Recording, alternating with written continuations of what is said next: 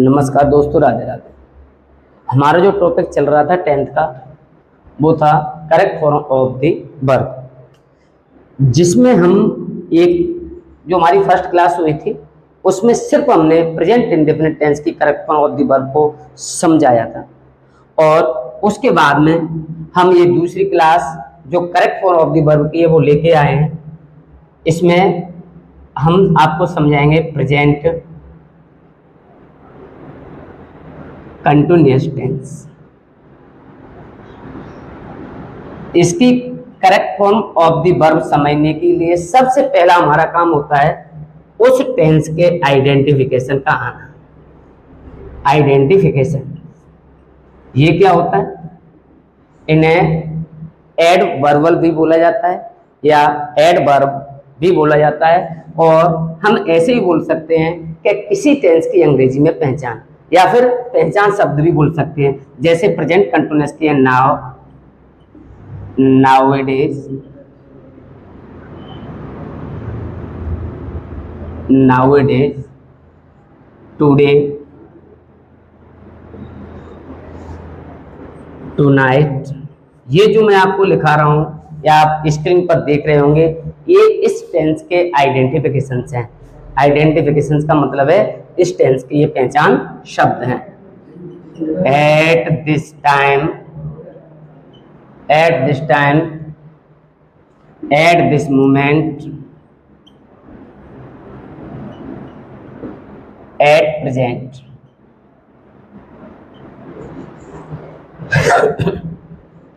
इसके बाद में स्टिल और लुक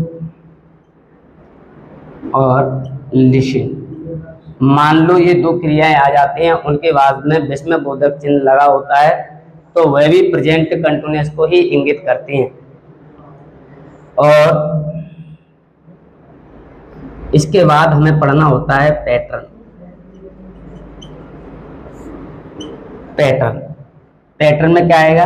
सिर्फ इसमें ARM प्लस MV फर्स्ट में ING आएगा। अगर हमारे पास इतनी सामग्री है, हमें ये चीज समझ में आ रही है, हम ये चीज जानते हैं कि इस टेंस के ये तो आइडेंटिफिकेशंस हुए, इस टेंस का ये पैटर्न हुआ। पैटर्न को हम फॉर्मूला भी बोल सकते हैं। तो हम जो general correct form of the verb पढ़ रहे हैं वो हमारी ये कंप्लीट है। कैसे? अब मान लो कि एग्जाम्पल है। एग्जाम्पल क्या है कि मोहन, यहाँ रिक्त स्थान दिया है, कोष्टक में प्ले दिया है, play football eight this time. यदि ऐसा सेंटेंस आता है, हमें इसमें भरना होगा correct form of the verb हमें भरनी है, तो इसमें सबसे पहला काम होगा आइडेंटिफिकेशंस को पहचानना। इसमें जो आइडेंटिफिकेशन दिया है वो कौन सा है? Eight this time. अब प्रश्न वही है कि आइडेंटिफिकेशंस कौन सी जगह हम देख सकते हैं। पहला आइडेंटिफिकेशन हम देखेंगे सबसे अंत में, सेंटेंस के सबसे अंत में। दूसरा होता है आइडेंटिफिकेशन हम देखेंगे सेंटेंस के शुरू में। सॉरी, यदि ये दो जगह पर नहीं मिलते हैं आइडेंटिफिकेशंस, तो हम उन्हें देखेंगे रिक्त स्थान के पास। तो हमें अंत में मिल गया एट दिस टाइम। तो एट दिस टाइम आप यहाँ देखिए कि ये एट दिस टाइम है, वो प्रेजेंट कंटिन्यूअस का आइडेंटिफिकेशन। तो हम इसमें ARM प्लस MV फर्स्ट में ING लगाएंगे। मोहन सिंगुलर, तो क्या आ जाएगा? इज। प्ले, इसमें हमें क्या लगानी है? ING, तो ये हो जाएगा प्ले। तो आंसर में क्या लिखा हमने? Is play. ये तो इसका थोड़ा जनरल हुआ। यदि ऐसे बी के साथ में भी भरना हो तो बी के साथ में क्या आएगा? आर फिर MV फर्स्ट में ING। सिंगुलर के लिए ये है, प्लूरल के लिए है, और सब्जेक्ट यदि आई है तो उसके साथ M का प्रयोग करेंगे। अब हम चलते हैं और आगे। एक बार इसको ध्यान से फिर समझिए कि प्रेजेंट कंटिन्यूअस में आने वाले आइडेंटिफिकेशंस हैं now, nowadays, today, tonight, at this time, at this moment, at present, still, और लुक लिसन, और इसमें एक और आता है वो है दीज डेज एक्स्ट्रा। ये सारे आइडेंटिफिकेशन प्रेजेंट कंटिन्यूअस के हैं और पैटर्न क्या है, is are am plus M B first में आईएनजी। एक इसका फैक्ट है, वो फैक्ट ये है, पहले तो हमें आईएनजी लगाना आना चाहिए। ऐसा नहीं है वर्ब में कुछ भी दिया हो हम आईएनजी लगा दें। जब एग्जामिनर हमारी जो चेक करने वाला है, जो कॉपी चेक करता है, वह है हमारी क्वालिटी भी देखने की कोशिश करता है, तो आईएनजी के नियम हमें आने चाहिए। इसका नियम है कि यदि एमबी के अंत में क्या हो, ई दिया हो, एमबी के अंत में ई दिया हो, तो हम क्या करेंगे, ई को हटाकर आईएनजी लगाएंगे। जैसे टेक में क्या करेंगे, हम ई को हटा देंगे तब जाकर आईएनजी लगेगा टेकिंग। दूसरा नियम इसका है वो है कि यदि अंत में आई ई दिया हो, तो आई ई को हमें किसमें, हमें बाई में चेंज करना है, तब हमें जाके आईएनजी लगानी है। ऐसे ये दो है, D Y I N G dying, और ये L Y I N G ले। और इसके बाद तीसरा नियम इसका बोलता है कि यदि अंत में व्यंजन हो, क्या हो अंत में व्यंजन, उससे पहले क्या हो स्वर, और स्वर से पहले भी व्यंजन हो, तो फिर क्या करते हैं, अंतिम अक्षर को डबल करके आईएनजी लगाते हैं। अंतिम अक्षर को डबल कर देते हैं, जैसे CUT अंत में व्यंजन है, उसके बाद स्वर है, स्वर से पूर्व फिर भी व्यंजन है, तो हम इसमें डबल P कर देंगे, कटिंग। ये इसके थोड़े फैक्ट्स थे आईएनजी के। दूसरा फैक्ट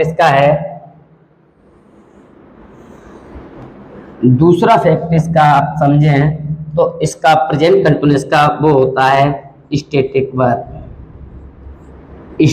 वर्ब्स होती है। ये स्टैटिक वर्ब्स वे वर्ब्स होती हैं जिनमें आईएनजी नहीं लगता है। तो प्रेजेंट कंटिन्यूअस में आने के बावजूद भी इसमें आईएनजी नहीं लगाएंगे, स्टैटिक वर्ब जितनी भी होंगे उनमें। इसका मतलब है, कहने का मतलब ये है, समझने वाली बात ये है कि प्रेजेंट कंटिन्यूअस में यदि स्टैटिक वर्ब आ जाती हैं तो उन्हें प्रेजेंट कंटिन्यूअस में प्रयोग में नहीं लेते, जबकि उसके इंडेफिनिट टेंस में उन्हें प्रयोग में लिया जाता है। अर्थात उसमें एमबी फर्स्ट आएगा, सिंगुलर होने पर उसमें ऐसे यस आएगा, ना कि एआरएम प्लस आईएनजी। वे स्टैटिक वर्ब से हैं। देखिए वे स्टैटिक वर्ब से हैं, कुछ इस प्रकार से हैं, जैसे love, hate, seem, appear,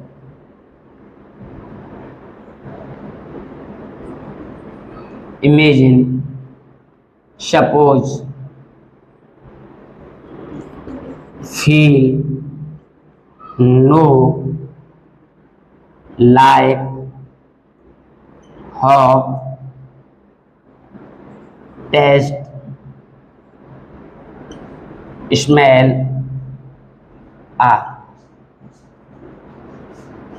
she, extra और भी। लेकिन कुछ जो मेन स्टैटिक वर्ब है वो ये है। इनमें से यदि कोई भी वर्ब प्रेजेंट कंटिन्यूअस में आ जाती है तो उसे प्रेजेंट कंटिन्यूअस में यूज नहीं करते, इस बात का विशेष ध्यान रखना। तो हम क्या करते हैं, हम उसे इंडेफिनिट में यूज करते हैं। जैसे देखो, मैं आपसे घृणा कर रहा हूं। अब मान लो ऐसे हिंदी का सेंटेंस मैंने लेके रखा है, तो आई एम हेटिंग यू। अगर आप ऐसे बनाते हो तो ये सेंटेंस इनकरेक्ट है, ये सेंटेंस सही नहीं है। तो कैसे बनेगा? वो बनेगा आई हेट यू, क्योंकि ये स्टैटिक वर्ब है जिसमें आईएनजी नहीं लगता। अगर मान लो इसके अलावा हम ऐसे ले लेते हैं कि प्रेजेंट कंटिन्यूअस जो टेंस है उसका कोई आइडेंटिफिकेशन दिया हो, ऐसे आई, इधर दिया है नो,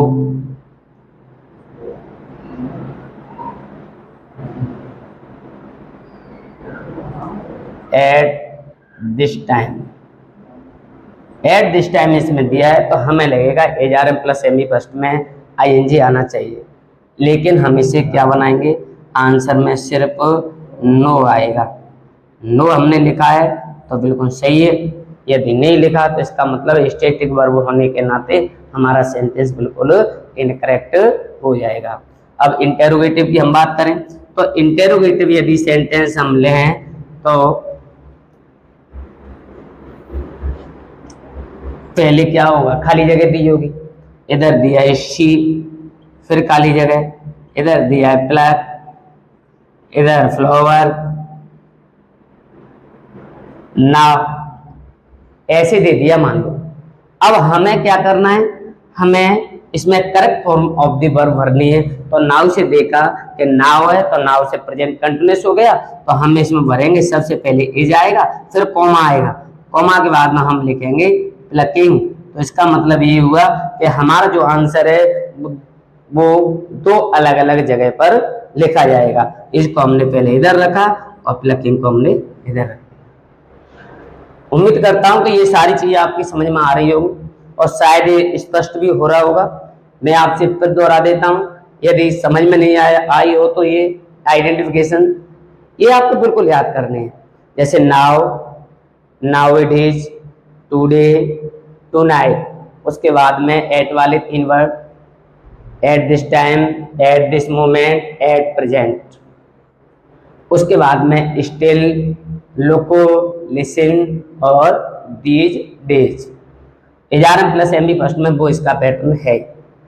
अब आप इस सेंटेंस को बना करके या इसकी correct form of the verb भर के हमारे जो एक क्लास है उसके कमेंट बॉक्स में जाकर के कमेंट करके बताएं कि इसमें क्या आएगा। इसमें लिखा है Radha write a letter to her mother at this time. आपको ये सेंटेंस पूरा पढ़ना है और इसका आपको सही जवाब भी देना है और मैं उम्मीद करता हूँ आपको ये समझ में आया होगा। धन्यवाद।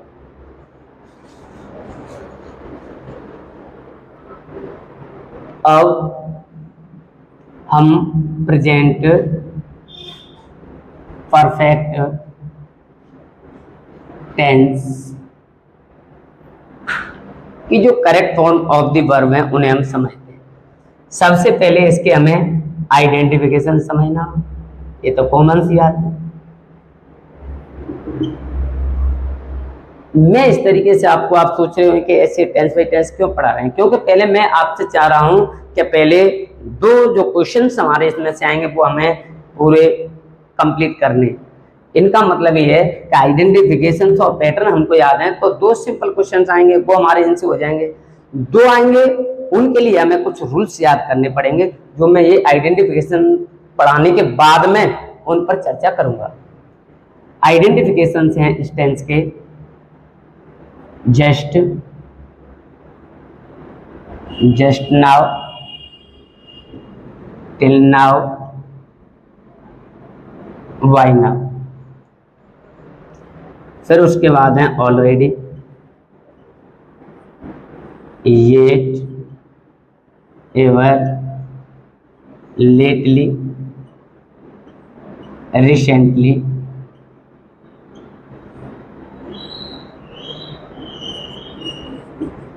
so far, this morning और इवनिंग एक्स्ट्रा। ये सारे इस टेंस के आइडेंटिफिकेशंस हैं। और इसके बाद हमें जो पैटर्न है इस टेंस का, वो पैटर्न ये है कि हमें एच वी है ना, एच वी हैज हैव को रखना है, हमें इसमें हैज हैव को रखना है, और एम बी थर्ड का प्रयोग करेंगे। इसके बाद यदि हमें ये सारी चीज याद है, ये सारी चीजें ना, इनमें हमें आइडेंटिफिकेशंस को देखना होगा। वो क्या है कि हमें जस्ट नाउ, टिल नाउ और बाय नाउ, पहले हमें इन 4 शब्दों को याद करेंगे। उसके बाद में already, yet, ever, lately, recently, so far, this morning और evening extra.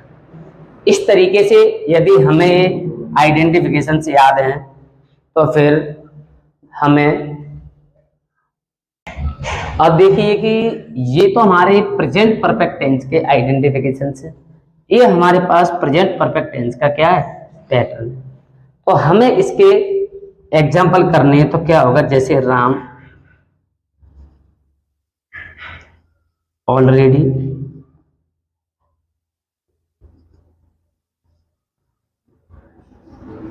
Ram already, complete is homework. हमें इसमें correct form of the verb भरनी है।